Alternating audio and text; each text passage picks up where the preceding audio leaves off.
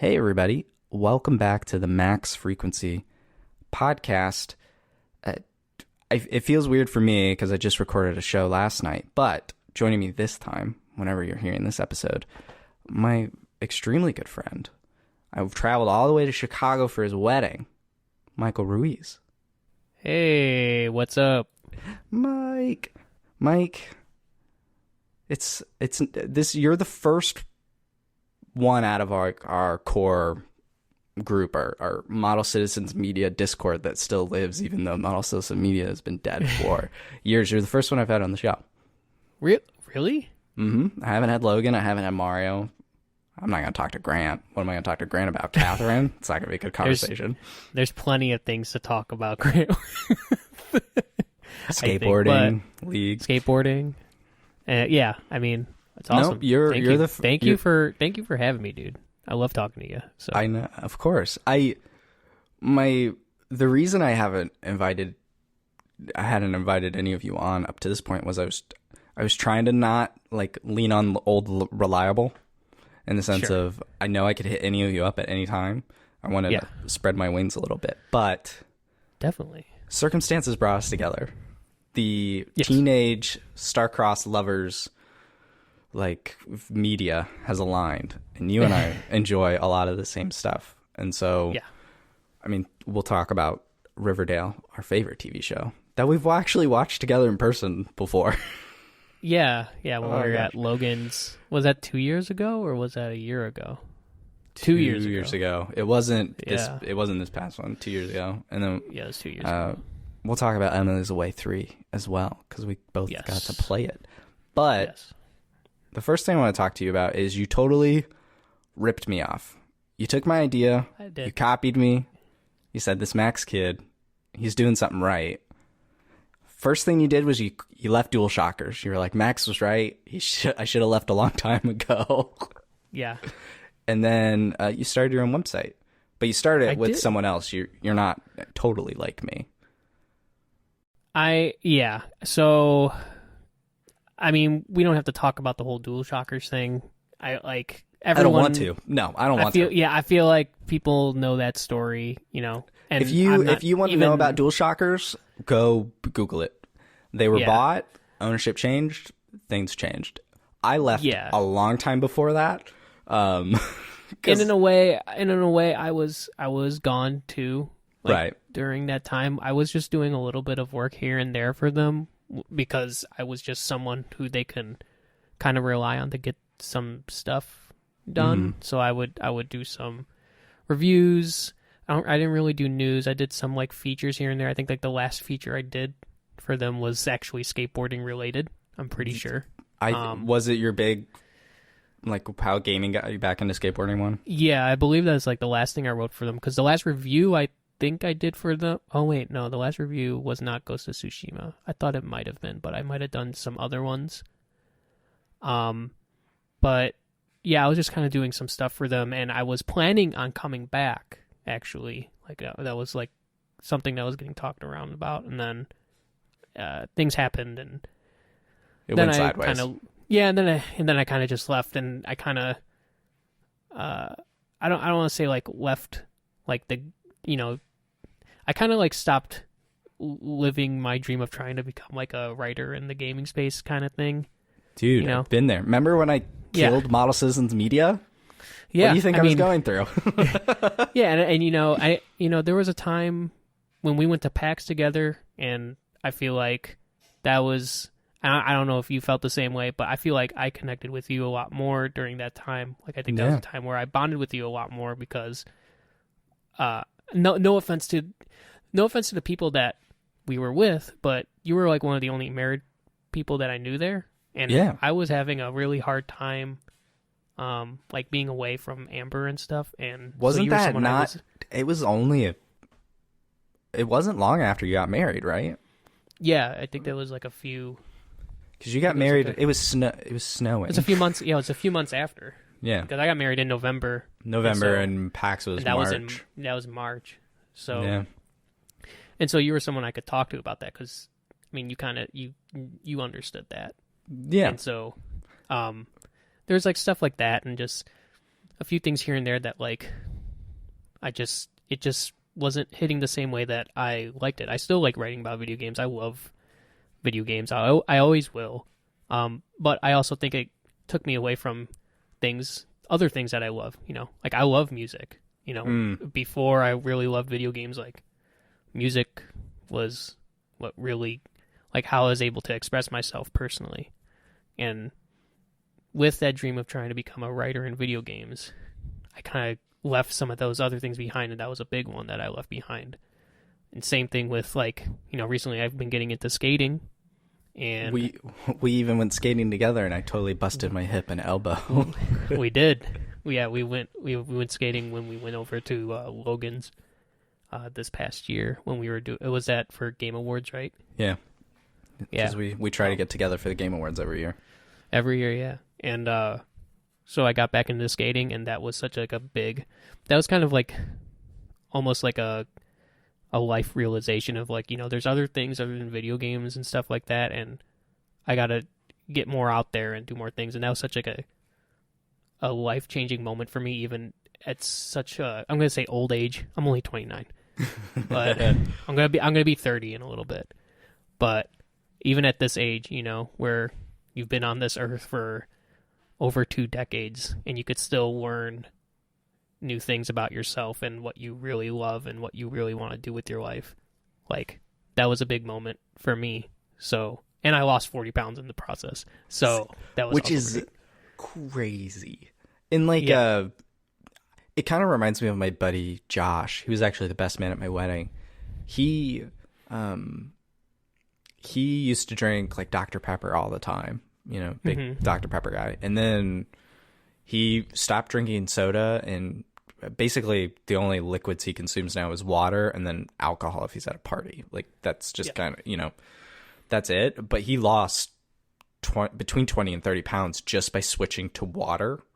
And that wasn't with exercise. It's crazy when you hear like just doing this, like one activity or one life change, and it completely changed your body. It was definitely several things. Like, skating was my way to be active. And it's not like skating does like a ton, but it lets you sweat for sure. And at that time I was like 240 pounds. So me doing any activity that's going to make me sweat. You're skating, you're pushing all of that weight. Like skate, you have to push it and move it. It doesn't just, you're not lifting weight. You're actually moving all of the weight. All of it. Yeah. And I'm also trying to do like these tricks that I thought I could do. And because a while back when I used to skate, when I was a teenager, like I would do some of the tricks, and I was trying to do those because I thought I could, and it turns out it's harder when you weigh like literally 100 pounds more. So it's a combination of that, and then also just like, I do drink a little bit more than I was before, but I used to drink like 3 beers a day, and just like eat like garbage, and all I really did was just change it to 1 beer a day. And then still eat the same garbage, but not eat as much of the garbage. So, instead of eating like a bag of chips and like a hamburger, like 2 hamburgers and like fries or whatever, I'll eat like a handful of chips, 1 hamburger, and like a small fry.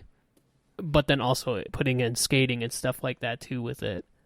It like totally changed everything and how I like approach like my diet, and like it's crazy how much that one activity like completely changed how I live my life, whereas like video games in a way was like almost like a negative, and like the whole process of writing and all that stuff, because I was so concentrated on it and trying to make it in that space, I wasn't paying attention to myself, and like being good to my body and stuff like that. And so finding skateboarding again and doing that over again was such like a big life improvement, and why like that piece that I wrote for that is like one of my favorite, because it actually means something to me. Whereas like writing a Yick or Y2K review makes me angry, So I mean, I remember reading it and telling you it definitely is one of your best pieces you've ever written, and it's because it's personal. And that I think in general, in especially kind of press news coverage, when personal stories come through it, that's when it's the most powerful. Whether that's the reporter telling someone else's story or telling their own, that's when the writing's really good. And Absolutely. Seriously, that's a great piece. It also just reminds me, like, it's fresh in my head because I just talked about this, last night when we were recording this. But the short version was when I did wiki writing early on, I was giving it all of my attention and time, and I definitely ignored family and, at the time, my girlfriend, which turned out to be Abby, my wife. Like, I took time away from them to write a how-to page for whatever, some silly video game collectible that means nothing in the grand scheme of things, just so it could get good clicks on Google, it could trend. And I think at some point, unless it's your 9 to 5 and it actually is a 9 to 5, you really gotta sit down and be like, do Google Trends really matter, or does my health matter, or do my relationships, And I think everyone has to have their come to Jesus kind of moment of, maybe I don't need to or want to be a video game writer forever, especially if it involves moving across the country and putting in this kind of work. I don't know. And that's not to disparage anyone who wants to do that. Like, I don't want to disparage it. I don't want to say like it was a bad experience or anything, because you know what, like, some of the experiences I had, like with DualShockers and doing the stuff that I did, are some of the best moments, like, in my life. I've got to interview like wrestlers, like my favorite wrestlers of all, like currently, like I got to interview Becky Lynch. That's like such a crazy moment. I wouldn't have met like you guys. I wouldn't have met you or Logan or Mario or Grant if like I hadn't been in this space. So like I am so thankful for everything that video games and that whole experience has done for me in terms of like building relationships and all that stuff. I've had such a great time, but I'm with you in that, like, I put aside a lot of stuff, and looking back, I'm not like super happy about that kind of stuff, like the like putting aside family and and luckily I had people who I was surrounded with, like my wife and friends and stuff, who really understood like I was really like putting myself out there to try and do this for a living. So everyone was supportive, and it was awesome. Luckily I had that kind of support group, but some people don't, and that I just don't want to disparage anyone who wants to do that. It's different for every person. If I hadn't met Abby in college, who knows where I'd be. Like, Abby changed that course, and I am incredibly thankful for it. She is above and beyond anything I could have done with video games. And also, like, to PAX, I only have been to PAX East 2019. PAX was one of the coolest things ever. I miss PAX actually quite a bit. COVID Absolutely. really sucked out the last 2 here, and when that comes back in person, I want to try and go. Dude, definitely under max frequency, so I can get a press badge, because I can't imagine being a regular attendee. If I can't get a press badge, I'm not going. I don't know how anyone stood in those lines. It's wild. It's not worth it. Like, I know that sounds mean, but like, if you're going, it definitely to PAX, sounds though, entitled. Like, it does. On a real level, if you're going to PAX, though, you got to check out the indie stuff. Don't even mess around with, like, unless you want to get those like Nintendo pins or whatever that they're handing out. Don't do the big stuff. Just don't do the big stuff. Go see the indie stuff. That's what's worth it there. And you get to actually talk with people. You get to talk with the developers, and get to pick their brain on that stuff. Even as like even as just an attendee there, you don't have to be pressed to do that. No, but that's one of the reasons why like PSX was one of my favorites, because all of them, every developer was like that, except for like some of the real big games. But like, we got, like, Logan and I got to talk to people from like Housemarque, or we got to talk to people from like, like there's people from the show, I think, that were there that we were able to talk to. I think, if I'm remembering correctly, like we were able to talk to those people, and it was so upfront and so like personal with like the developers and stuff, and that's why I love that show. It was also like my first big show that I ever went to, and it was awesome. Yeah. So that helps too. PSX definitely, I miss it. Sometimes I wonder if they would ever bring it back, but current Sony doesn't feel like the kind of Sony that would do that. Also, not now, definitely. Oh, well, yeah, I'm talking just in general, not current global. Yeah, but yeah, situation. I don't think that's in the cards. I wish they would. It was such a cool experience for sure. Yeah. But anyway, going back to Bantam Banter and all that stuff. So yeah, Ricky Freck was someone who we wrote with. He was the reviews editor after, when Logan turned into managing editor, and then he also left too. Right. But Ricky became the reviews editor at DualShockers. Right. And obviously he's not with DualShockers anymore. He's freelancing and stuff. You should check out his stuff. I think he writes for GamePer. But we started doing Bantam Banter because Bantam Banter was an idea we had at DualShockers where we had these like really dumb topics we wanted to talk about, but we didn't really have an avenue to do it. So we wanted to create like a podcast that we basically had all the rejected ideas, like podcast, basically. It's like what's a dumb topic you want to talk about? Like the podcast of misfit topics. Yeah, it's whatever. And that's kind of the idea of the show. So the name Bantam Banter, obviously it's banter because we're just like talking. But Bantam comes from a bar from the video game series. I don't know if you ever heard of this video game series, Max, but it's called Yakuza. I think do we still have a Discord channel solely dedicated to that, or does it fall under? We do. Yeah, not surprised. It's not. Yeah, because I was like, maybe it could be an anime game, I guess, so it could fit into that channel that we have. But wait, what's PlayStation Palace? Oh, that's right. Look, see, I'm like, what is this one? Because we try to clean up our channel regularly, but I guess this one slipped through. So that's where the idea comes from. And again, like Bantam is a bar in that thing. So the idea is to have like these like random conversations at like a bar, as if it was at a bar. Yeah.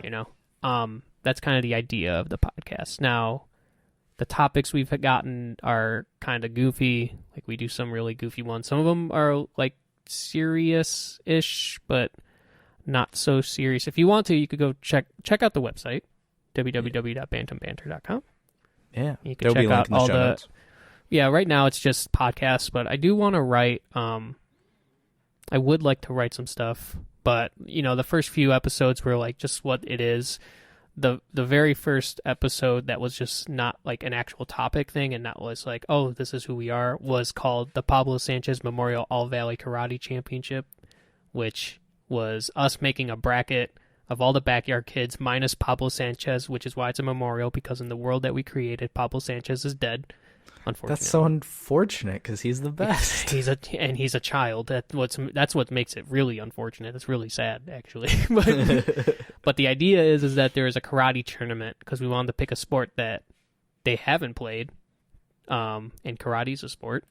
So, it is. And we kind of randomly generated a bracket for every backyard sports kid to fight in this tournament, and we came up with a winner, and it was really fun.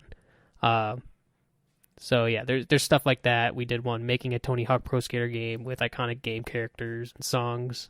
So Disney's Extreme Skate Adventure. Basically, the latest one we did, I'm guessing this is going to be coming out pretty soon, is we did like a kind of like a survivor simulator thing. With Xbox characters, so we have like a bunch of Xbox characters in like the Survivor, the reality show. We put a bunch of Xbox characters in there, and it's like a simulator thing, and we kind of just talk over it.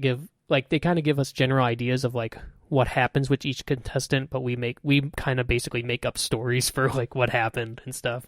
So it's just really fun and goofy, and we both have like a really good time. Are we doing this for like just for fun, or are we doing this like to like make it, I feel like we're doing it more for fun. I don't think we're doing anything that is going to be getting like, clicks or getting on Google, but we're enjoying ourselves and we're just having like a good time. And that's all we really kind of want from it. If it, and this goes back to, making my own site or whatever with Ricky and stuff like that. And, I'm at this point, if anything like clicks with that site, that's great. I love that. That would be so cool. And anyone whoever reads or ends up listening to stuff on there, amazing. But at this moment, I'm just here to do it because, one, old habits die hard, and I'll never ever not podcast or write. You just gotta be like me and just cold blood murder it, and then stop for 2 years. Yeah. And the second thing is that, I just really like writing a lot, and whether I'm bad or good at, or whether I like the stuff that I write or not, I still enjoy the process of it and thinking in that mindset. And it's just now I don't have a deadline for things, so I kind of am just going to write whenever I want to, which is nice, which is great. Feels so good. Yeah. The only deadline's my own. Yeah. So, I'm enjoying it. I'm having a really good time. It was kind of hard to get up and running at first, but once it has, we had one speed bump last week. The episode 6 was supposed to come out last week, but there's just a lot of stuff going on personally and at that time for me. But but otherwise, it was just we didn't have time to edit, so we got episode 6 out now, and 7 should be out now too. So yeah, and it comes out weekly every Thursday. So, and frankly, that's the flexibility that doing this for fun kind of lets you have. I mean, this show kind of comes out. The goal in general for this, this show is just 3 times a month, but it can come out whenever, within that month.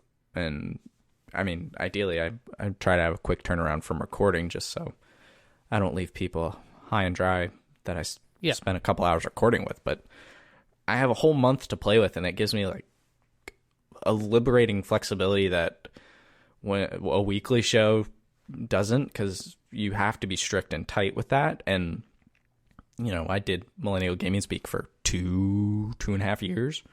Weekly show, awesome, but I don't need that in my life right now.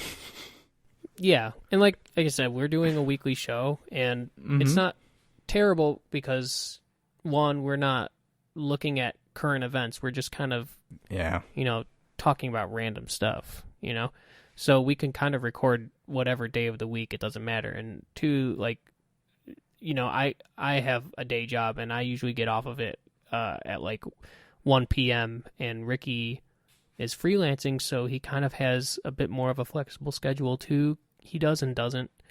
But we could kind of just record whenever. So we do. And that's been great. And it also helps that we're both on Central Time. Oh. So we never have to be working in the same time zone? No. Yeah. Yeah, exactly.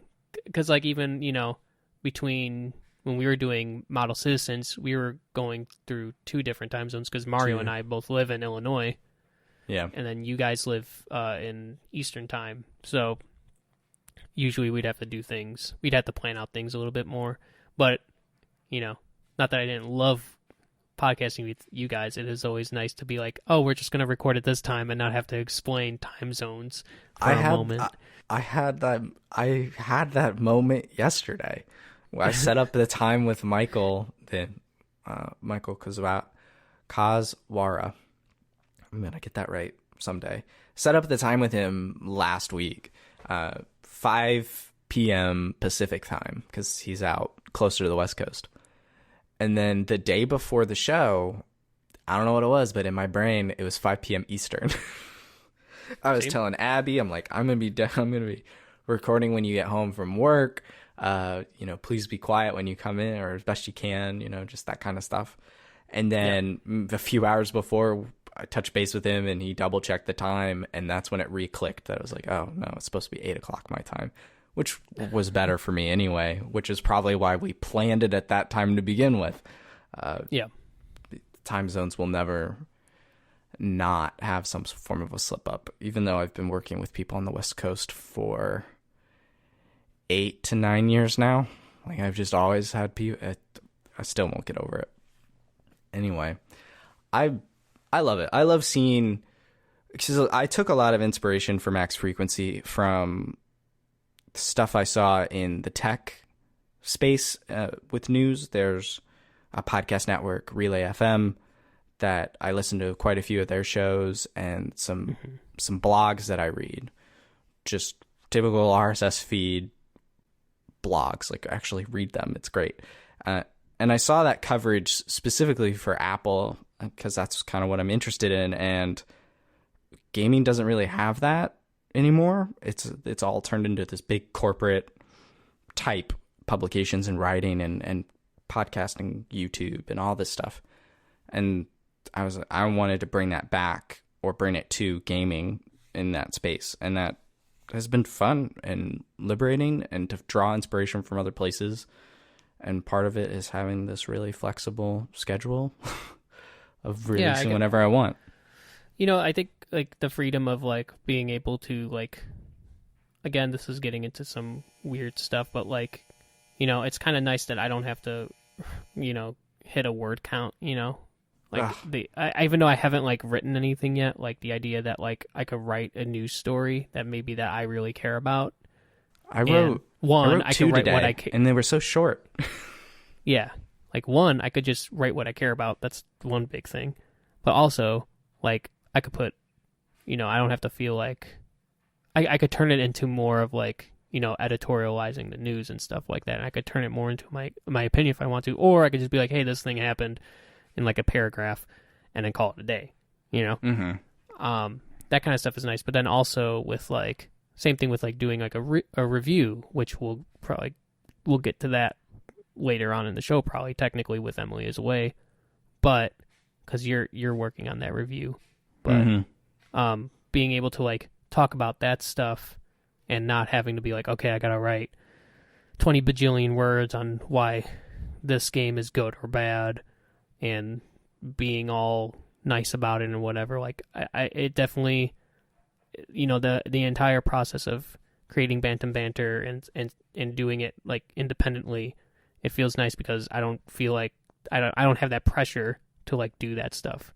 And hopefully for me that generates like better content because I'm not under pressure on stuff.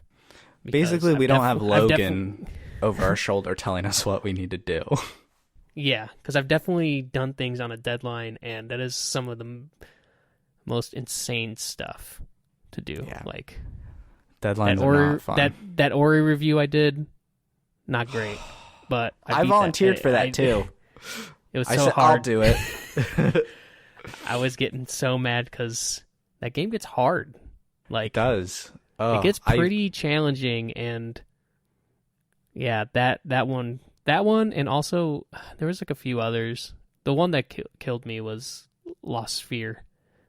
I beat that game. It's like a 20-hour game. I beat it in like 2 days and wrote a 1,000-something word review. Oof. That one killed me. Yeah. That was when that's when I realized maybe video game writing bad. I don't know about this, guys. Or it's not even that the writing process, it's more like how that section of the industry works. You know what I'm saying? Because you have to do it by a certain time, and I think some companies have been better about that stuff. Gotta get those clicks on that stuff, but at the same time, it's like, well, if you don't get it at this time, people are not going to be interested. All that stuff, whatever. That's a whole other thing that we don't need to talk about. Yeah, no. Wait, that's above my pay grade. Yep, literally. And I'm with you. The other thing that you and I are actually incredibly similar, but when it comes to entertainment that we like, it's weird. It actually sometimes is a little weird, especially because we're definitely very different people. We get along. We definitely get along, but we are very different. Like I would say you are a much more tidier, organized, put together. Well, thank you. I try. I'm a little bit a little bit rougher. Go with the I'll flow. say. I'm a little bit more. Yeah, I'm definitely way more go with the flow kind of stuff. You know, I don't mind things mixing up a little bit or whatever, but it is interesting to know that we have like a lot of similar interests, even though we're pretty different. So, and one of our great loves, Riverdale. Oh, Mike, masterpiece. Seriously, it is. Riverdale is incredible. People will look back and go, how did the CW nail this? It is. So Riverdale, if you do not know, for whatever reason, is a CW teen drama based off of the Archie comics that you would find at the checkout stand in a grocery store. So, like, it's amazing. I want to say, I don't want to say recently, because this was when I was in the comic books, and that was at this point probably about 8 years ago. But there was a moment where they were making, Archie and I think it was Sabrina and some other ones too, like those older comics. They were kind of making them a little bit more darker and stuff. Like at the time that I was reading comic books, they had this Archie storyline where Archie died or whatever. What? Yeah. So there was I totally believe that. But yeah, that stuff. So that stuff was totally happening, and then they were redoing the Sabrina comic books to rip Sabrina to be more darker and stuff like that, like actual witchcraft. Yeah. So that was happening during that time, and I feel like that's what CW took inspiration from, was like more of those stories, like recent Archie comics and recent like Sabrina, because Sabrina also had the Netflix show that was supposed to tie in with Riverdale, but then it didn't. Because Netflix murdered it. Yeah, there was, because I think it has the same showrunner or something like that. They're someone up top is the same, like between the two shows. They have like in the first season of Sabrina, they mention Riverdale in it. Can you imagine this? Like, what would you even call it? We have the Marvel Cinematic Universe. What would we call it? The Riverdale Cinematic Universe? I mean, it would be the Archie Comics Cinematic Universe, because those are all... Because Sabrina's an Archie comic. Oh, okay. That's interesting. I'm almost positive it is. Because Archie Comics is its own company. Oh, see? But I don't know how it is now, because someone could have bought Archie Comics, and now it's like folded under like some Disney or something else. Could be. Who knows? I remember when I first saw this Riverdale concept. Mm-hmm. It was on Netflix, of course, and it was the initial pitch was, Archie, Jughead, Veronica, and Betty, like solving crimes. And I was like, this sounds kind of cool. I like Scooby-Doo. I know who these characters are supposed to be. Sure, I'll try a live act. Then it turns into this. Archie's hooking up with the teacher. Someone gets shot. Someone's brother's dead. And the show just doesn't stop. They're like, slam that gas pedal to the ground. So it definitely draws, at least that first season, whatever, like, it definitely draws inspiration from, like Scooby-Doo and stuff like that. But I feel like it's like heavy Twin Peaks vibes. And I've never seen Twin Peaks. And it's like... Don't kill me, Mario. It even has like one of the actresses in there is from Twin Peaks too. Like the Betty's mom is like a main character in Twin Peaks. Oh, really? Yeah. So there's like definite heavy Twin Peaks influence, especially in that first season, like how Cheryl's brother like washes up on the shore, like drowned or whatever. Yeah, that's legitimately the same thing that happens in the first episode of Twin Peaks. I think Riverdale is not shy to just straight up take stuff from other properties and put their own spin on it. And it's amazing. I love it. Especially when they do like the musical ones. Amazing. It's so it's campy and also dead serious. The things that like the serial killer genes. Come on. And they say this stuff that there's this genetic, these chromosomes that like are serial killer specific. They say it's so straight-faced, and I wonder how many takes it took them to get that line so straight-faced. Because I don't know how you can say that and be so serious. They deliver it so... It really is a show whose cast and clearly the people writing it like fully grasp what it is and embrace it wholeheartedly. Like they understand, and I think that makes it all the better because it's a show that there's always some new dark crazy killer or new murdering thing in town, and then they sit in a room and they're like, how do we one up ourselves? Oh yeah. Let's have everyone play Dungeons and Dragons spinoff. It's, what is it? Gargoyles? Griffins and Gargoyles. Griffins and Gargoyles. Griffins and Gargoyles. Oh yeah, now there's a cult and everyone's drinking poison and there's this drug ring. Yeah, Jingle Jangle, which is just giant pixie sticks. And of course, everyone in the show is beautiful. Beautiful. Drop dead gorgeous. Every male character has at least 30 abs. Everyone, they're in high school, so everyone is supposed to be a high schooler. They're clearly in their mid-20s, and it's just unfathomable in the best way possible. There's at least one excuse to get Archie to take his shirt off every week. It's amazing. Again, beautiful. Underground boxing, like this show goes places. Not only do they give an excuse to for Archie to take his shirt off, but to also drench him in water. Just so much sweat, just so much oil, sweat. just glisten. It's ridiculous. It is mine. I love it so much. So I really watched the first 2 seasons. We're in season 5 now, right? I believe so, yeah. Yeah. So I watched the first 2 seasons pretty aggressively. Classic binge, just boom, boom, boom.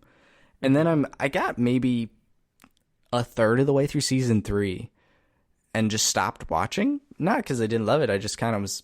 Season 3 is Griffins and Gargoyles, right? Yeah, the Gargoyle King specifically. Yeah, Gargoyle King, something like that. And that one actually, I think, drags on a bit too long. It does. That whole plot, just that whole real villain, I suppose, just drags on a bit too much. Mm-hmm. But I'm telling you what, they come back. Season 4. Perfection. Absolute perfection. And I feel like people didn't really like season 4. Maybe I'm wrong, but I think it's really good. The whole storyline of Jughead going to a prep school and like this whole murder, first of all, I love teenagers solving murder mysteries. I always have. It's just a genre I love, and they fully lean into it in season 4, and it's just really, it's incredible. It's good. I don't want to spoil it because to me it feels so fresh. Because I did just finish it up earlier this year. I mean, season 4 now has been a year. It's a year or two out, but it's these Stonewall preppies and the murder dynamic there, and the Baxter Brothers novels, and all these characters coming together. It's so over the top and satisfying, and keeps you on your toes, and just, man, I love that show so much. And now, season 5, I'm caught up. There's a mid-season break. Oh my gosh.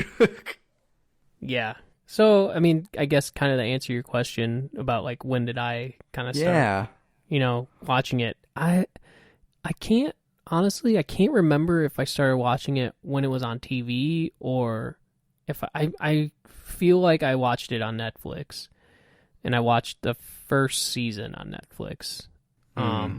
That's what I'm almost positive I did. And then the second season, I never like in a way, like I kind of didn't watch it. Like I don't really remember it. I know what it is. I remember the storyline for it and everything. But I kind of watched that because I think Amber was watching it. My wife was watching it. My wife's name is Amber, so I'm going to use the name Amber now. But Amber was watching it, and so I was like kind of getting glimpses of it there. So I was kind of watching it while she was watching it, and that's how I kind of watched season 2. Like and like she was watching it, and it was like in the middle of the season was when I started watching season 2, and I was like, what is this show? Like, this show is incredible. What is happening in this show right now? Because, like, just something bombastic would just happen every single episode. And it was so funny because it was so cheesy, but then it was so serious and, like, really engaging in a way. You take it just as seriously as they do. Yeah. You know, they say something like, the serial killer genes, and you crack up. But then you're also... But they're like, oh my gosh, who has they got the genes? Serial killer genes? Oh my god! It's like, this double-edged sword of super serious and super corny, and it sucks you in. Abby does not watch Riverdale. She should start. She rolls her eyes so hard. The corny side of it just doesn't. It pushes her away, I think, because I'm just so like. Good. I'm like, Archie took his shirt off again, and I swear he had 3 more abs, and oh my gosh, there was a boxing match to the death, like, you know, all this stuff, and she's just, her eyes roll so hard. I'm like, but Abby, it's so good. It's amazing. But yeah, so season 2, I finished with her, and then season 3 was having on TV. So since season 3, I've been watching it on TV, actual TV. Ugh. And I've just been I would watch it every week. Yeah. You know, whenever it would come out. But you haven't watched the season 5 mid-season finale. You're just trying to hold on to something? Yeah, basically. Because, like, a bunch of shows stopped. Like, that one, I'm watching Superman and Lois also, which I think is pretty decent. That's a CW show too, right? Yeah, I don't know what it is about CW shows and me liking them. It's like it's not like a dark secret or anything, but it's like, what's guilty the word pleasure? for it? A guilty pleasure, yeah. It's just like, I just really enjoy the vibe that it gives off. Like, it's just so, like, corny and teen drama-y. And I've never really been into, like, teen drama movie stuff. Like, I never really liked Twilight. I like Harry Potter, you know, but I've never been, like, into Twilight or Hunger Games or stuff like that, you know? But stuff like Riverdale... And even Superman and Lois and whatever, you know, Superman and Lois, they actually do the Superman character really well. Like, I think they do a really good job of, you know, bringing the Clark, like, part of him out, like, right. And not just like the alien Superman, you know, like, it's more about Clark and how he's dealing with having 2 kids, one of them being like superhuman or superhuman, well, all that stuff. Like, it's really, I think it's well done, especially for a CW show. But then also, like, with Riverdale, it's like, it's just so crazy. Like, and they up the ante, like, every episode, and it's so ridiculous every time. And, you know, as I said this in the podcast that I was just on, like, doing Bantam Banter, the episode 8. I just said this, but, like, as I'm getting older, the things that I find entertaining are getting, like, dumber and dumber. And not to say that, like, you know, like, I'm not saying, like, Riverdale's bad or anything, like, but it's really dumb. Like, there's just dumb things that happen, and it's so wild and crazy, and that's just stuff, that's, like, what I've been getting into now. It's just, like, into, like, just weird, dumb, like, don't have to think about anything kind of stuff, you know, and that fits the mold, like, perfectly. It's easy to get wrapped up in the world that they make. Yeah. I swear that writer's room has to have the most fun. Yeah. And, like, it, again, and that's another thing that I said, too, like, in that same podcast, like, because we were talking about WWE 2K22, what we'd want from it, but in the same fashion, it's like, you know, you could tell when people are having fun with what they're doing, and I feel like, personally, I mean, it's weird, and maybe they're not, I don't know, but feels like they're having a really good time telling the story. Like, everyone involved is, like, having a great time. Now, I know some people have left the show and stuff, and I don't know if that's because they were written off or because they weren't liking their time with it or whatever, but, Yeah. you know, like... That's the nature of TV. Yeah. People come, so it's people just, go. Exactly. So, but it feels like everyone's like, I mean, mostly everyone is still on there, minus like, Archie's dad, unfortunately, he passed and everything. Yes. But other than that, it's like Jughead's dad and his sister and Jellybean? I think there's Jellybean. And they're gone? Well, Jughead's dad's definitely gone. Is he? I guess Yeah. so. He rode off. Like he was in technically. Oh, that's right. That's right. Yeah, he was in he the left season, to take her. Yeah. Yeah. Okay. Yes, I'm sorry. I remember now. Yeah. So he's off technically, and I think there's like one other person that I can't remember off the top of my head, but it was isn't. Oh no, she's still on there too. Veronica's mom. I thought she left. Yeah, she showed up a little bit here in season 5. Yeah. Her role has greatly diminished, but she's Definitely. still around. Yeah. So, Hiram's the real star. Yeah. So like everyone's kind of like stayed, which means that one, they're either getting paid super well or they're enjoying what they're doing. Mm-hmm. So hopefully both. They should be being paid very well because this show's awesome. It's great. I love it. I will watch every season of that show because, I like to watch things that just make me happy now. I don't really care about the quality of the thing. It could be terrible. It could be the worst movie in the world. But as long as I'm like sitting there and like smiling and having a good time watching it, dude, I'm down, Oh, yeah. And you reminded me the other day, I totally forgot that the CW is making the Powerpuff Girls live action as adults. It's essentially the same formula of, at least conceptually, of taking a beloved childhood cartoon comic thing and turning them into a mature show. A teen mature show, because it is the CW. It's not, HBO or anything. Yeah. And I cannot wait. Did you hear what the premise is? It's, my understanding is it's the Powerpuff Girls as adults, and they've gone their separate ways. They don't fight or anything anymore. There's some tension there, and now they have to come back together to do something. Yeah, is my understanding. It sounds like they hated that they have powers, right? Like that kind of thing. That responsibility was put on them as children. Yeah, that sounds so like teen angsty. Like, yep. I just can't wait. I can't wait for Blossom to be like a hardcore alcoholic and Bubbles to, I don't know. It's just like, who's gonna be Mojo Jojo? Come on. they have him. They have him. Whatever, like casted. But is it? Maybe, so yeah, that's what I'm wondering. More my approach was thinking just like, what is Mojo Jojo gonna look like? Is he actually going to be a CG monkey? Yeah. What was that show where the gorilla comes in that guy's room? The Flash had Gorilla Grodd. There was Gorilla Grodd in Barack in the Flash, Obama. So yeah. Oh my god. See? What a brilliant part! What a brilliant part of that show. See, and the Powerpuff Girls could have a similar type moment as the vibe to. It's just there's so many wacky villains in Powerpuff Girls too. Dude, Fuzzy Lumpkins. The kid that eats the paste. The paste kid. I don't remember. Wait, he turns into like a giant thing of glue or whatever. Mm-hmm. Like a kaiju glue monster. There's the one. The girl with the is it Medusa who has like the snake who's like Medusa? Yeah, there's a ton of cool. I mean, honestly, those villains are kind of cool. They are cool, and I can't. Abby, I reminded Abby of this show's existence the other day, and she said, "No, they're gonna ruin it." And I said, "No, they're gonna make it better."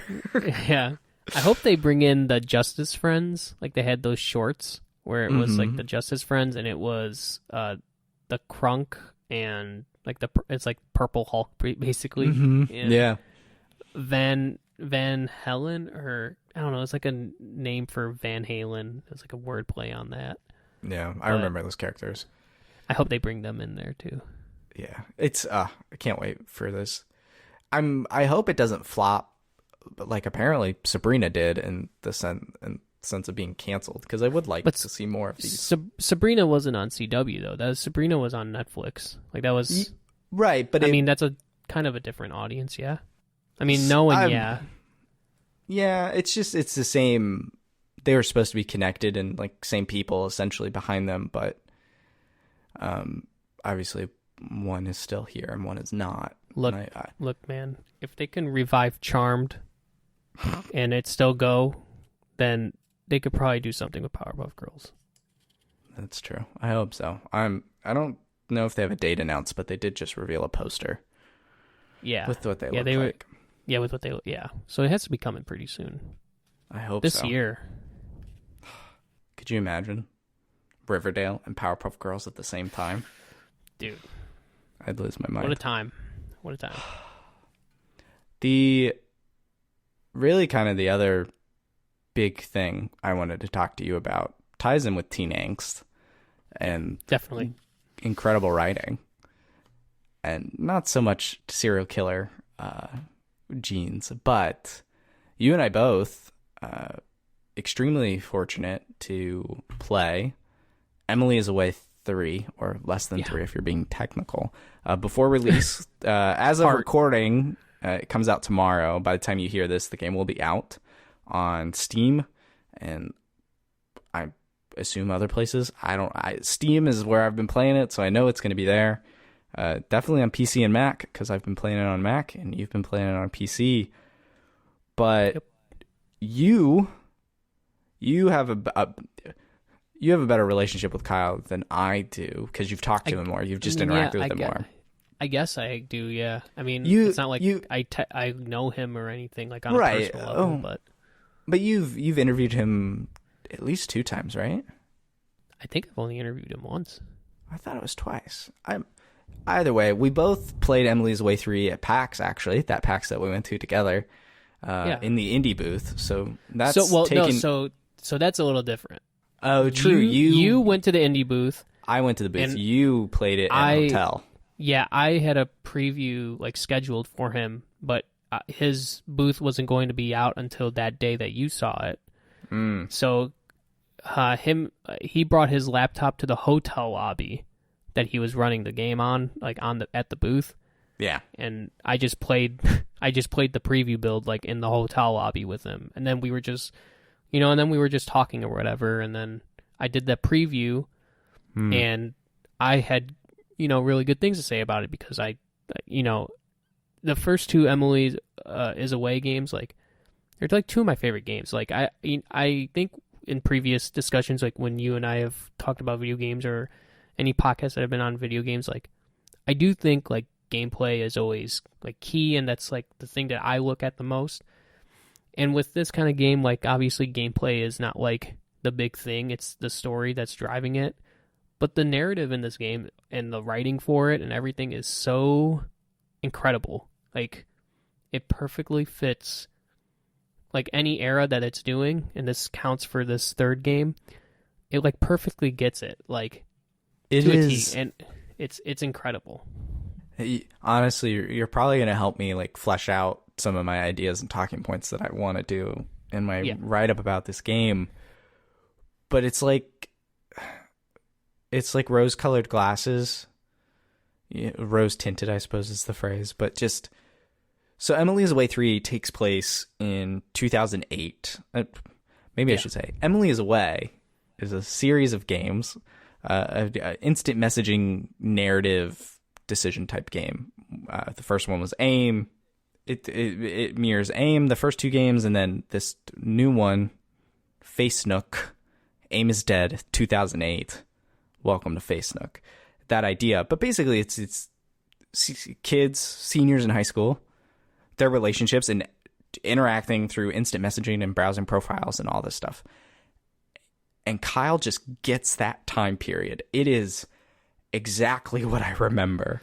Well, so Kyle, he's my age. he's around my age. I think he might be a little older. So he like lived through that time period. Like for me, like Emily is Away, like this one, Emily is Away 3 is the exact time I graduated high school in 2009. So it's like, this is very much, I know this, you know, the AIM stuff. I had AIM, like, and I used it for sure, but I was definitely younger. I wasn't going to college or anything like that when I was using AIM. I was using, you know, I was in middle school going into high school when I was using AIM. Yeah. So, and like a little bit into high school, I had it, but I wasn't graduating high school and using AIM. By that time, you know, as Emily's Away 3 says, AIM was dead. Like, no one was really using it. Rip AIM. So, and like, the language that they use and stuff, like, in Emily's Away 3, like, how people, so, to put a little bit of context in what I'm about to say, like, there was a moment in the game with the dialogue that was something that, and it's such like a little thing, you know, like it wasn't like this like outwardly like, oh, this is totally 2009 or whatever, but something I used to say to be like kind of joking and stuff like that when someone would like say, oh, you're this way or whatever, or, like, oh, what are you doing this, why are you doing this or whatever, I would jokingly say like, oh, you don't know me. Like, I would do that as, like, a joke. And that was, like, a running joke with, like, my friends and stuff. It's just a dumb thing that I would say. And they had that dialogue option in this game. I'm like, dude, this game's, like, basically me, like, talking, like, some of the dialogue choices. And I had to send that to my friend. I'm like, dude, this game knows me. Because the friend that I was texting that picture to, we played all through Emily is Away 1 and 2 together, like, a bunch of times. Yeah. We would just put it up on a TV screen and play it together. So, it was fun to see, like, kind of being able to see myself personified, like, within a text form. And it was such, like, a little thing, you know? And there's, like, other things, too. Like, that was the one that stood out to me. I was like, this is so weird. Like, this is definitely, like, me talking in this game. Like, it's not even, you know. So, I don't know. It really Maybe it's does the writer, feel that way. Do you... So for both of us, this is the first new Emily is Away game that we've played after being married. Yeah. And I actually felt like I could, and maybe this is also just because I'm an adult now. I'm, you know, oh my gosh, I'm almost a decade. You're a decade removed from high school, right? Yeah. You're definitely over. Yeah. You're over a decade. Like, we're very far away from high school in that context. So, like, we have perspective and understand how to interact as adults and handle situations. And I feel like I approach this game with a pretty level head of knowing how to, like, have conversations and disagreements with Abby and be mature about it on some level and actually understand that how to talk to people. And honestly, that... you know, instant messaging or text messages or whatever is usually not the best way. So I felt like I was handling things pretty responsibly and things kind of worked out in a way that made sense. This time around, I wasn't necessarily role-playing an emotional senior in high school. And I think that actually reflected in my well, actually, we both had the same outcome. Yeah. So, yeah, I would say, in previous games, I tried to, I don't know, I just felt like what I wanted to say the thing, because this is kind of how I am, like, I kind of wanted to say the thing that would, you know, be the nicest thing to say to them, you know, I want to, like, and to be respectful, you know, that's how I usually play any sort of dialogue-driven adventure game, is like, I want to be respectful, and I want people to, like, you know, respect me as well and not hate me. So I've done that, but so in 2, when they started introducing Evelyn, was when things were getting kind of wild, because I would do it for both and not realizing that like I'm not, it's hard because it's like you say something, and again, this is like real life too.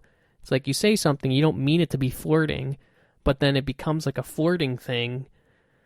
And then you're like, I don't, I didn't mean Now it to be I'm- that way, and now I'm like I'm in trying this to date both thing. of them at the same Now time. I'm trying to date both of them at the same time, and all this stuff. So that like that's why Emily is Away 2 was like for me so effective with like how it was like doing its story, and especially when they started adding freaking timers to the typing. You're like trying to type as fast as possible. I was surprised there were no timers. At least that I encountered this time. Yeah, around. I didn't get any timers either. In chapter 1, there's a part where you are talking to both Evelyn and Emily at the same time, and I thought it was going to kick in. I was like, oh god. I mean, to be fair though, those conversations though were pretty chill. They weren't like I thought it was going to escalate though. Dude, the 1s and 2 were so stressful.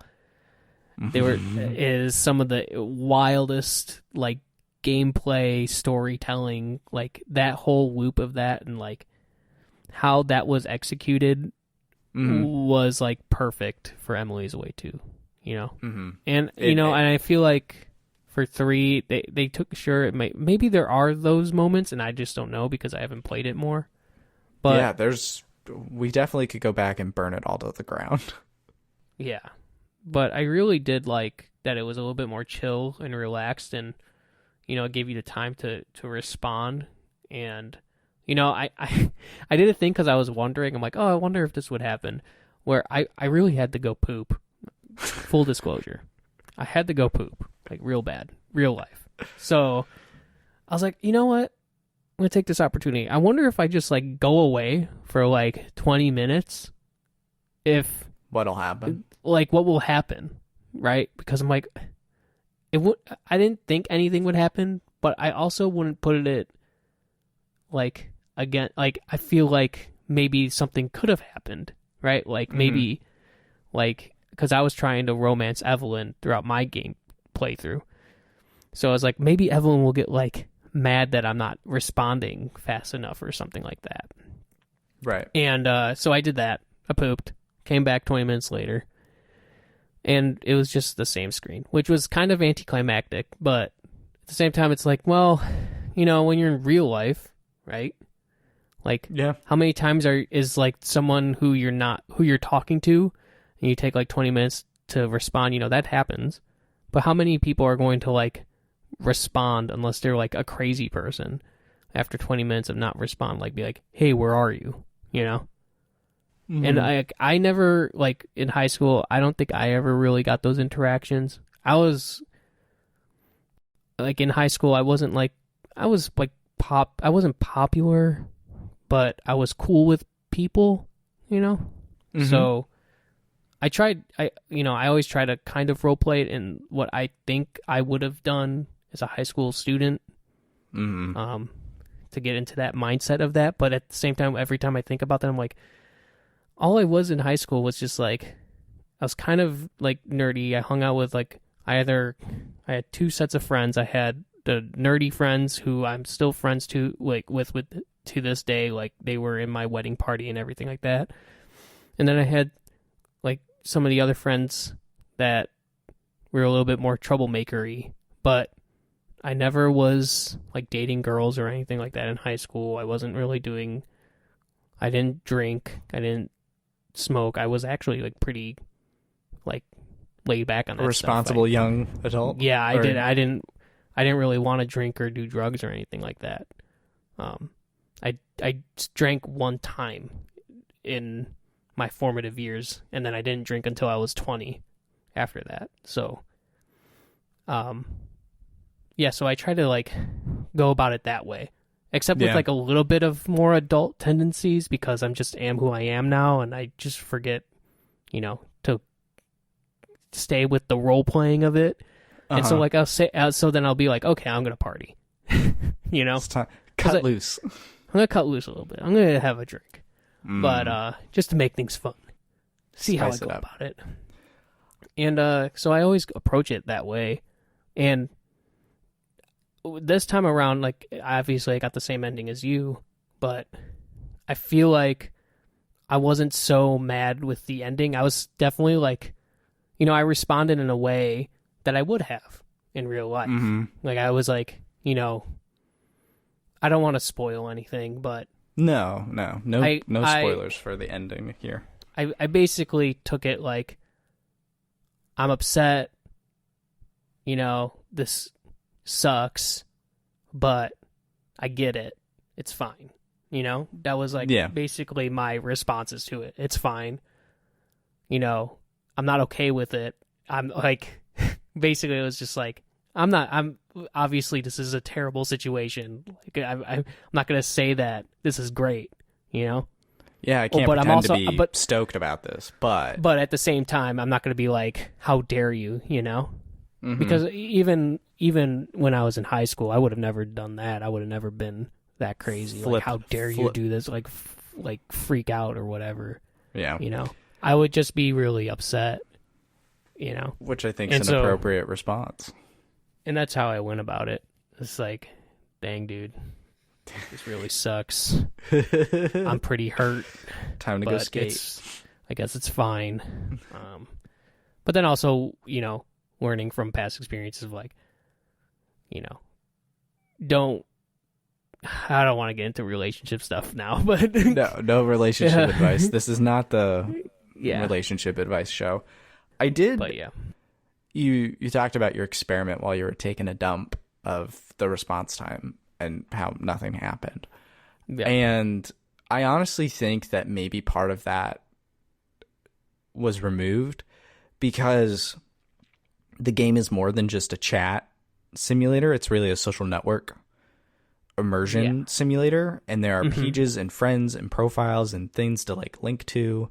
And then YouTube, I think he calls it YouTube, just spelled differently, playlist. And there's more to experience this time around. And I think Kyle really wanted players to click around and explore and read and interact and read all the Easter eggs and jokes in there and find links. I even had early in the game, you go to your friend's page and you click on a friend and they have friends that you don't have yet.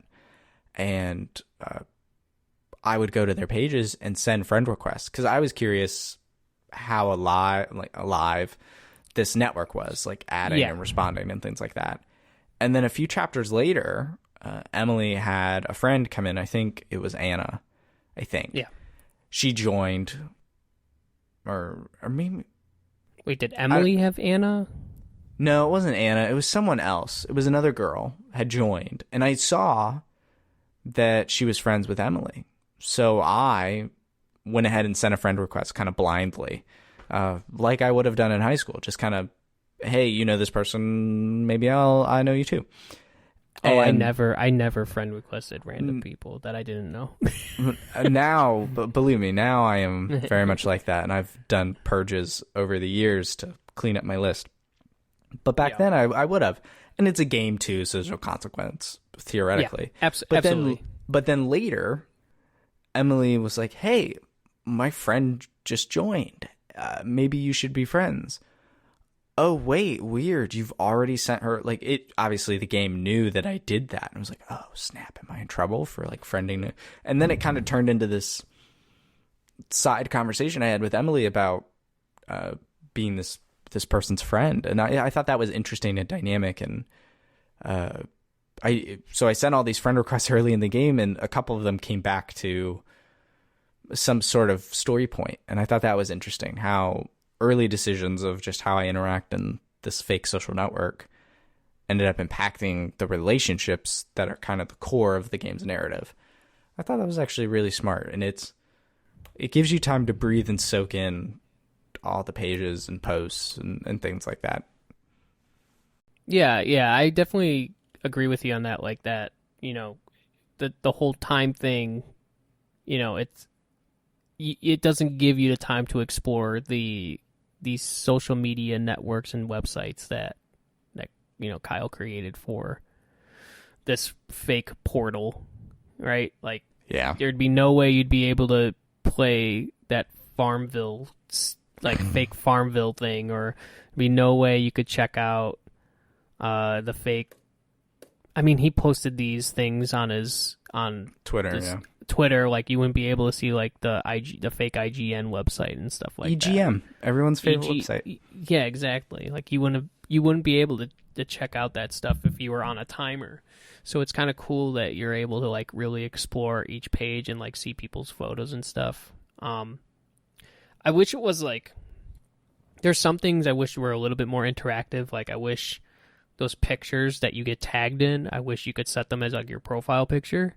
That was like one like kind of small thing that I wish it would let me do to make it a little bit more personal. Like have you Like, and also like that like the characters themselves would also then change their profile picture, and maybe that could have sparked other conversations and stuff like that.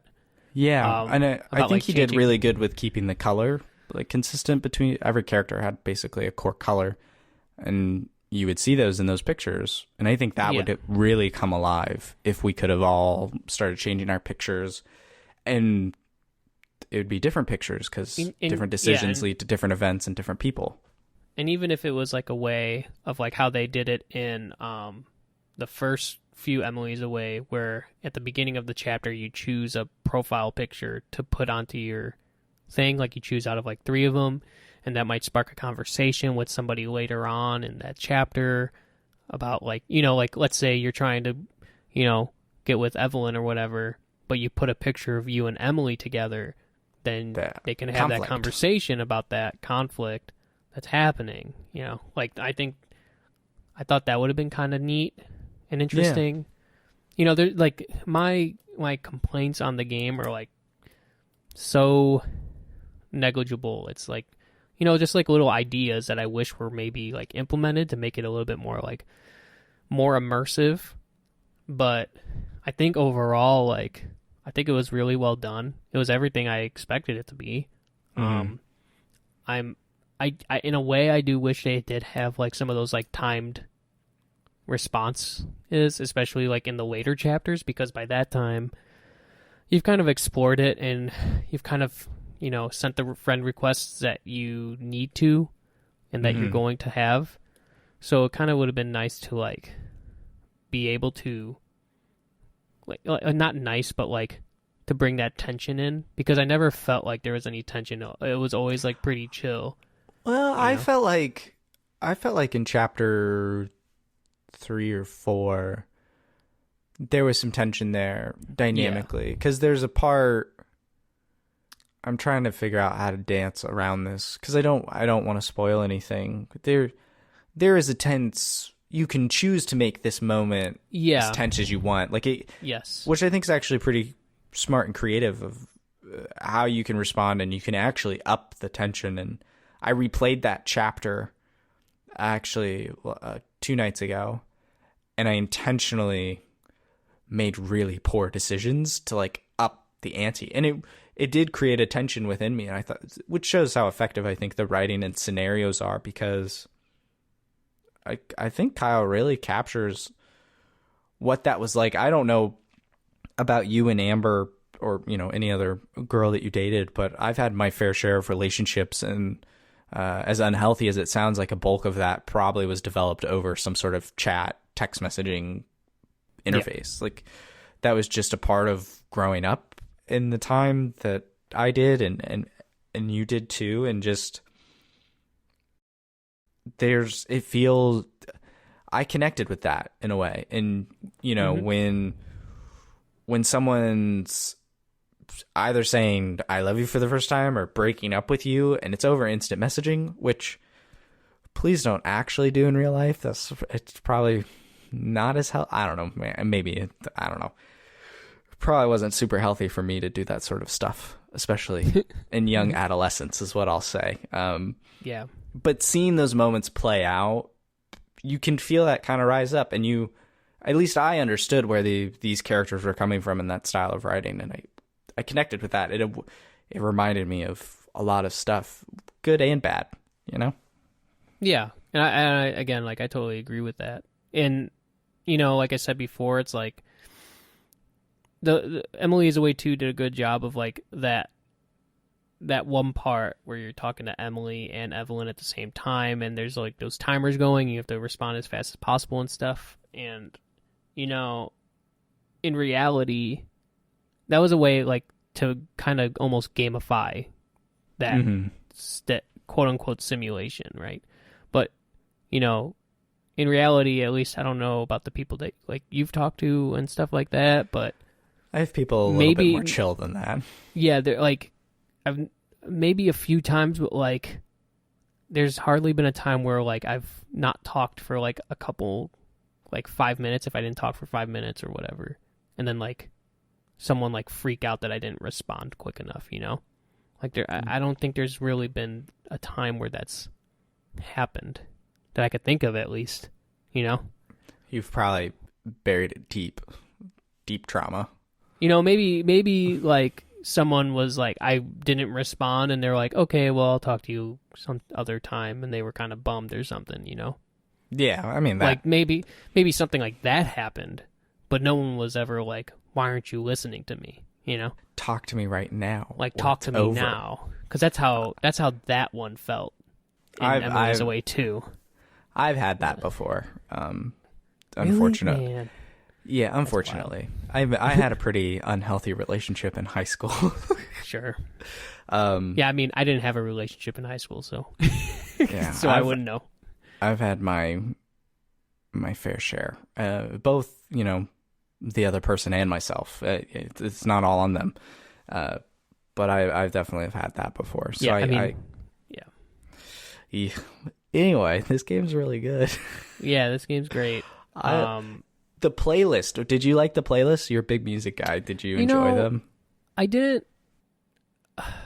It's just, it was weird because, you know, I was romancing Evelyn, and to be quite honest, it was hip hop and like punk was the idea. Yeah. I just wasn't super into the music that Evelyn was into. Emily was into electronic and indie. That Evelyn was into, but Emily was into indie music, and there was music from those that I did like. So they had like Kings of Leon, and they had a Manchester Orchestra song on there. I was like, heck yeah, dude, let's go. I'm down. I like Manchester Orchestra, and I like Kings of Leon. They didn't have any Strokes, which I was kind of upset about. I think I wrote Manchester Orchestra. Yeah, I wrote... this is one of the reasons I wanted to bring up the music. Is it actually ties into your Manchester Orchestra.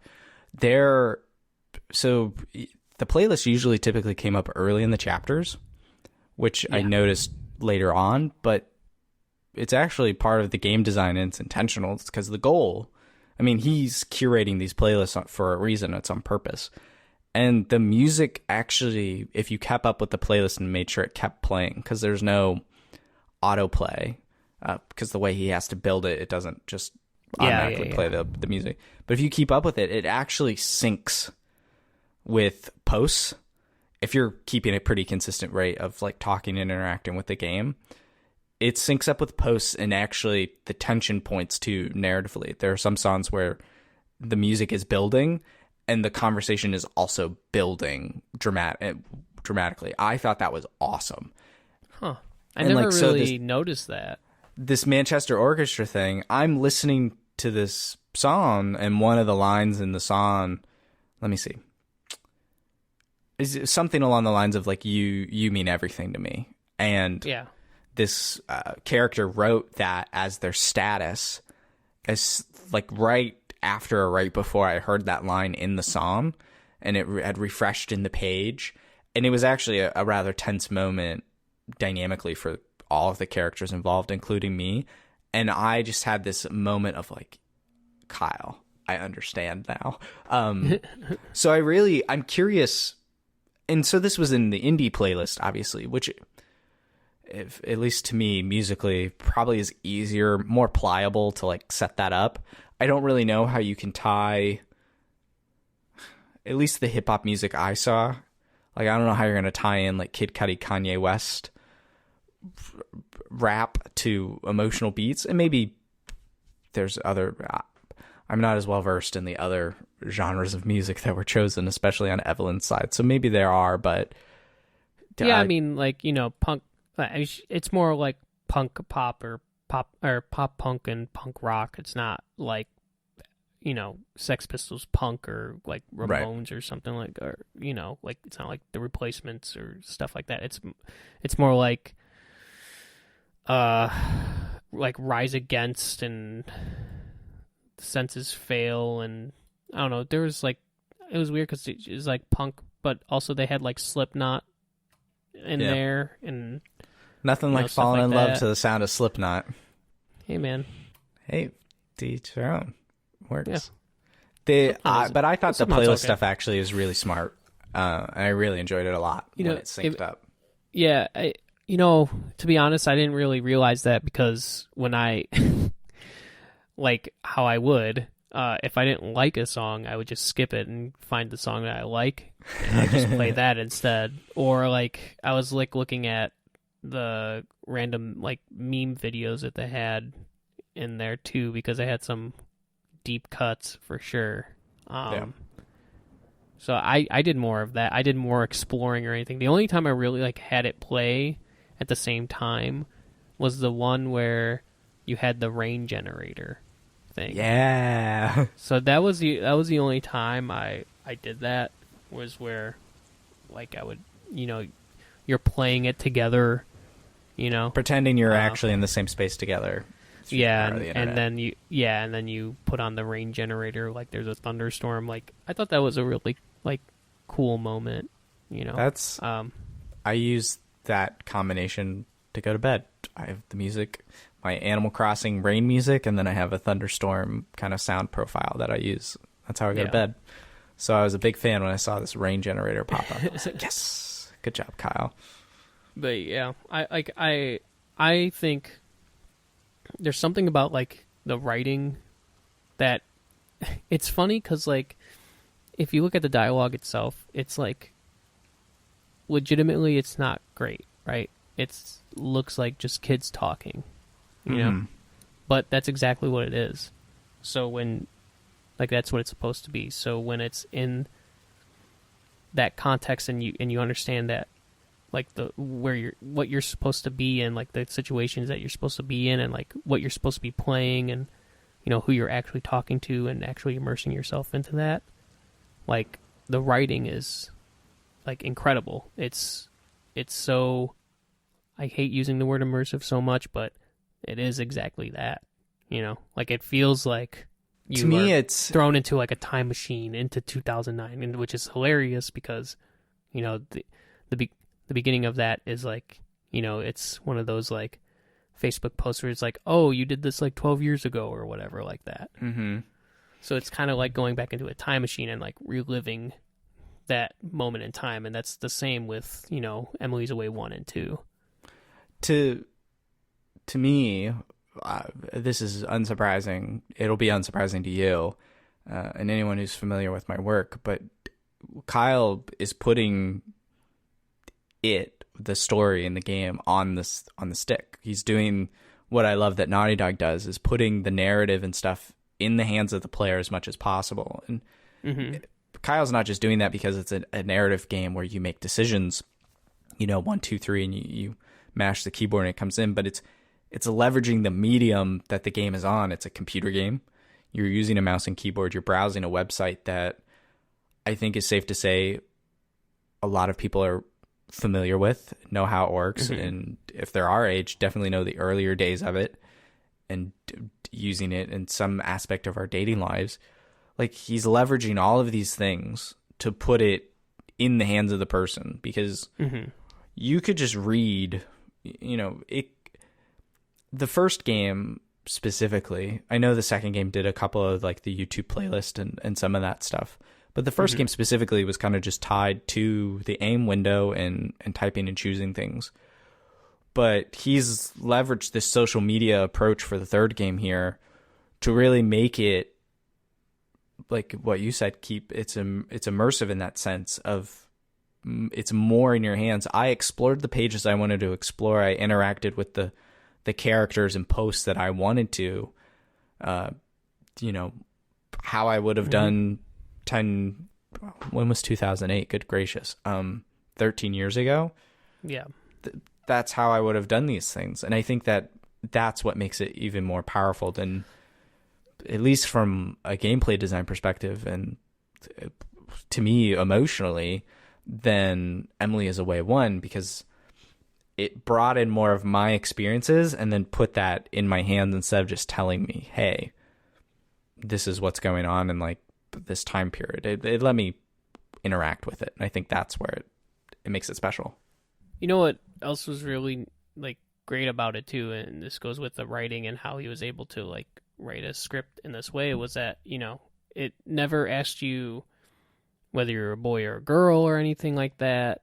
No, like you just made those choices. And it never, like the profile pictures, like they never really, you know, it was not like these are boy girl profile pictures. These are girl, like, because when I was growing up, like, or when I was in high school, I had really long hair, so I chose the profile picture with the person with the really long hair. Yeah, and like, I mean, like technically that could have been like a girl profile picture, but like in my mind, I'm like that. Well, that's gonna be a dude. That's what I looked like. That's what I looked like when I was growing up. So I'm gonna pick that one. And like in the dialogue too, it never says like, you know, you're a guy or you're a girl. Like they never identify that or anything like that. And I think that's like really keeps great. It flexible. Yeah, it's like not holding you to a certain like gender or whatever, which is like really cool. I thought that was really neat. How he was able to like write that script and not like have an like you like they never said like you're a guy or you're a girl, right? Like they never had that moment where you had to like choose, and he was just able to write a script and it not really matter, you know. I can only imagine the effort, and that was pretty cool. Yeah, I can't imagine writing something this intricate. The other thing that I really appreciated this time around was the decision trees. Yeah. And like each chapter, being able to see where I went down the path. And actually that helps me, maybe this is the guide writer in me coming out, but it definitely helped me see where I could have gone also. So when I replay it or do something different, I kind of know roughly where that decision would go and see where it can take me down this tree. But I really enjoyed seeing the tree and the percentages. That, you know, the Telltale games do that too. Of, you know, you and 37% chose to do this or do that. And so, you know, it's a good thing you bring up the Telltale games, because that's something I wanted to bring up too, was just like, I feel like when you play a Telltale game, you know, you're given these choices, but it always feels like it feels like you're making this like choice, right? Like the game is telling you have to do these things, or like the game is typically there's a clock, a life is in your hands. Yeah, it's like it's usually like something forced or something, like it doesn't feel natural, right? Like it feels like there's this moment and you have to choose or else you're screwed, right? Whereas like for this game, like every decision and every dialogue choice that you get is your choice, and it doesn't feel like forced. Like I don't have to be a terrible person. Like I don't have to say like, you know, screw you. I don't like what I hate you or whatever they have to say, whatever line is. You could be like, no, that's cool. Like that's chill. I'm just chilling out, or not like just saying like, oh, not much, just hanging out, just chilling. Like the fact of the matter that you could just be like, oh, I'm just okay, like in a dialogue tree, like is great. Like I love that. Like it's something, again, it's like so small, and maybe it has to go with like obviously the subject matter, because when you play a Telltale game, like if it's Walking Dead, obviously you're dealing with much more serious ramifications.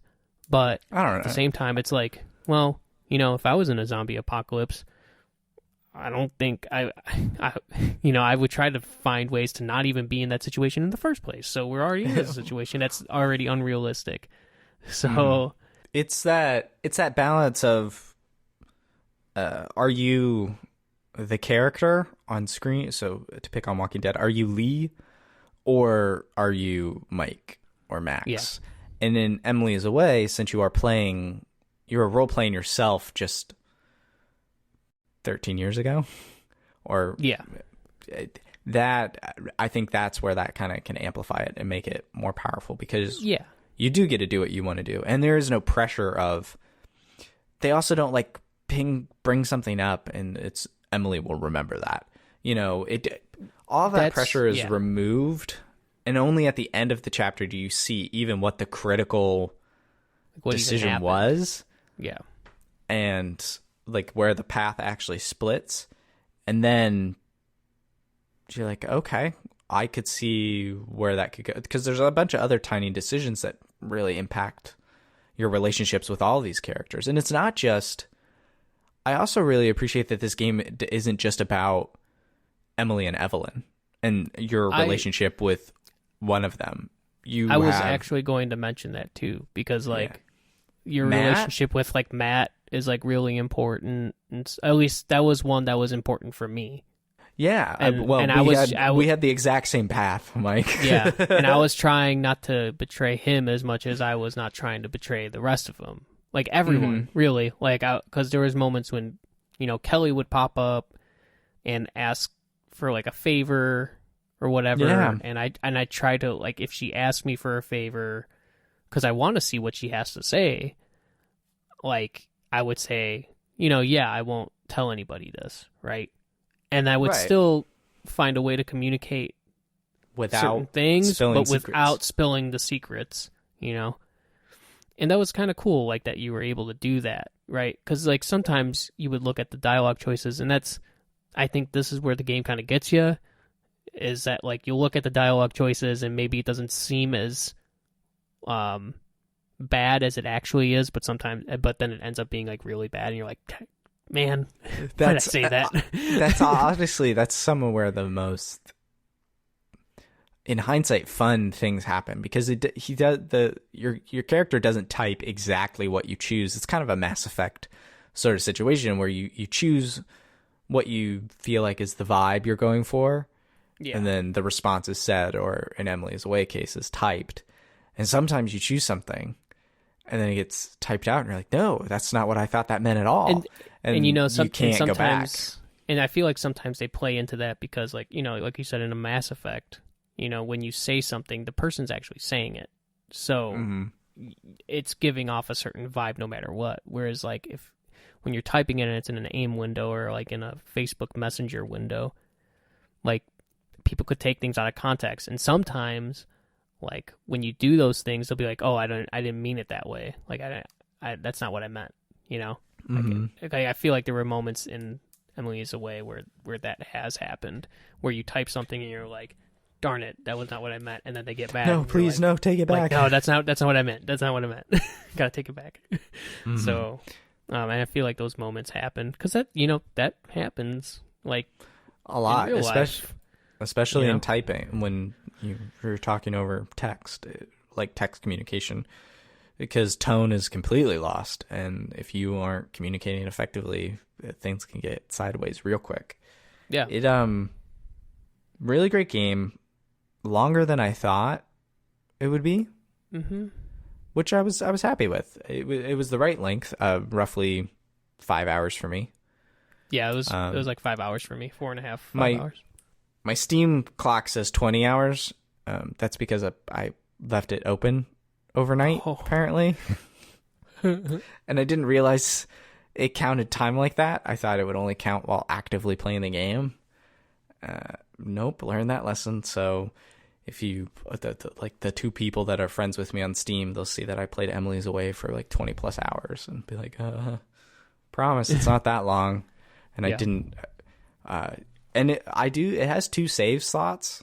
So you could do like an Emily path and an Evelyn path, which is pretty helpful. Yeah. If you, at the timeline page, you can actually back out and choose a different save, and you could do it all over again with a different character design. And you could, if I chose Emily the first time, I could choose Evelyn in the second save. So I thought that was a nice touch too.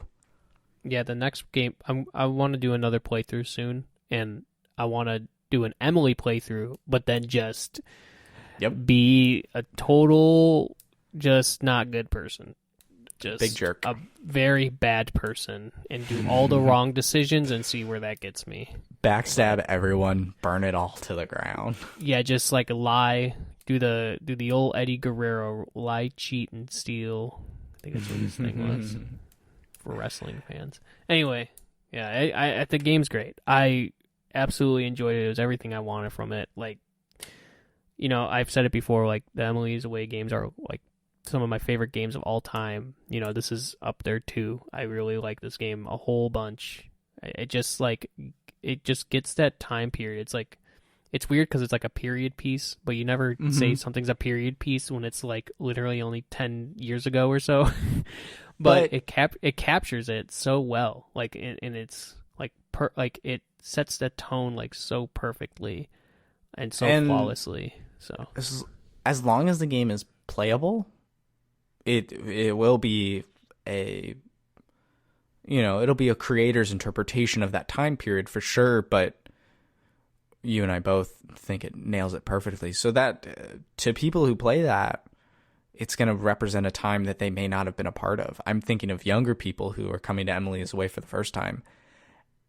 Can you just imagine like explaining a poke war to someone, or dude, that was notes, so good. Filling in the notes. Yeah. Oh my gosh.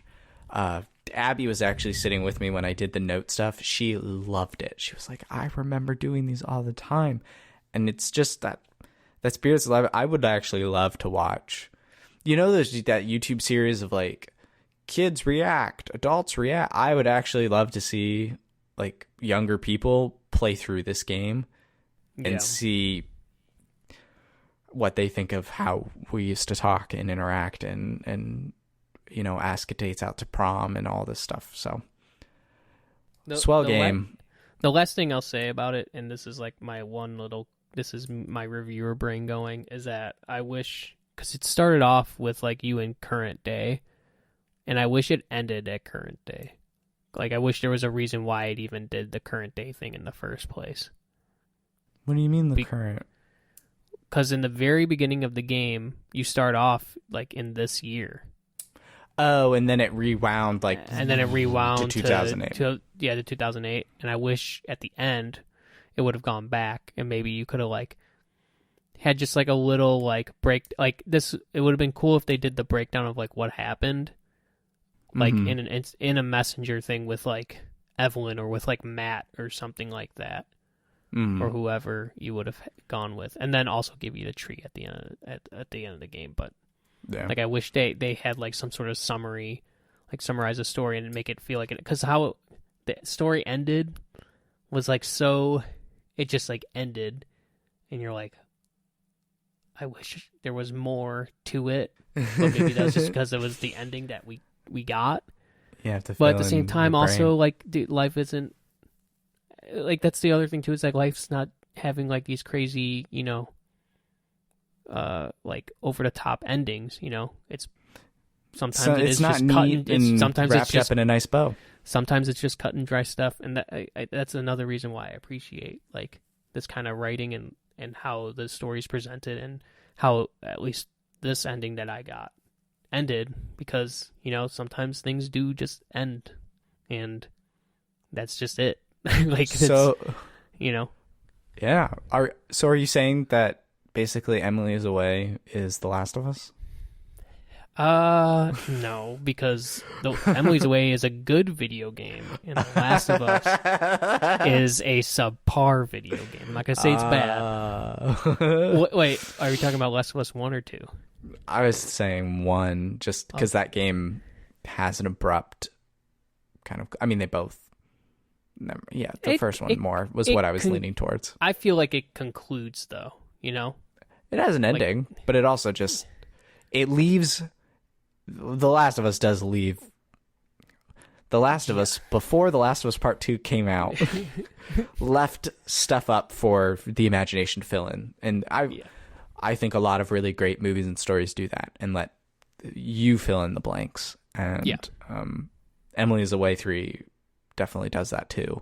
At least the ending that we got. And I appreciate that a lot. Definitely. Same. I think that'll do it. That's kind of everything I wanted to talk to you about. I knew I had to talk to you about Emily. When you got a code like 2 days before me, and I was like, dang it. Yeah, I didn't make the list.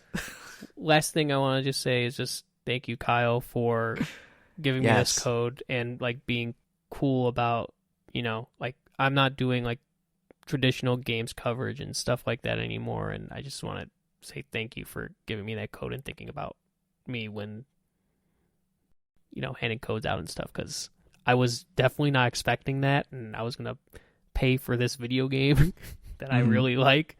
So I really, really, really, really appreciate it, because this was like maybe my most anticipated game of the year. So I am very grateful for that. Yeah, Sure. Kyle, if you're listening, thank you as well. I was a bit more official. I used my real email and like asked for this code to review it. So it was a bit more of a, it was a professional. You definitely did not have to give me the code at all, but I definitely appreciate it. And I'm looking forward to finishing this review. I feel like a high schooler because I'm not done with it. And technically embargo is tomorrow. But, but there's no pressure to like get it done right away. I don't have a concrete deadline. I don't have a concrete word count. Yep. I can write what I want to say, and that's the beautiful thing. And I feel like that actually kind of wraps it all up nicely. We've circled back all the way to the beginning. Yeah. So, Mike, please plug away. Tell if you would like. You can tell people where to find you online and your Bantam banner and all that stuff. Yeah. Well, you can find me on Twitter at the Micahel Ruiz. You could find me. I always plug the Instagram now, because that's the actual platform, social media platform that I actually like. It's a good social media platform, and on there I'm the Micahel J Ruiz, because someone took the Micahel Ruiz, and I'm kind of upset about it still. Also, please check out Bantam Banter. I would greatly appreciate it if you checked out some of the podcasts. Hopefully I get some writing stuff done soon, but you know, it's just been a blast doing that. So, check that out. Again, bantambanter.com. There's a YouTube also, if you want to check that out too. Not as much stuff, but it's there. Perfect. You can, you'll find links to that in the show notes. For my own stuff, you can find my writing at maxfrequency.net. You already know where to find this podcast. So thank you very much. You can follow me on Twitter at maxroberts143. And until next time, thanks for listening and adios.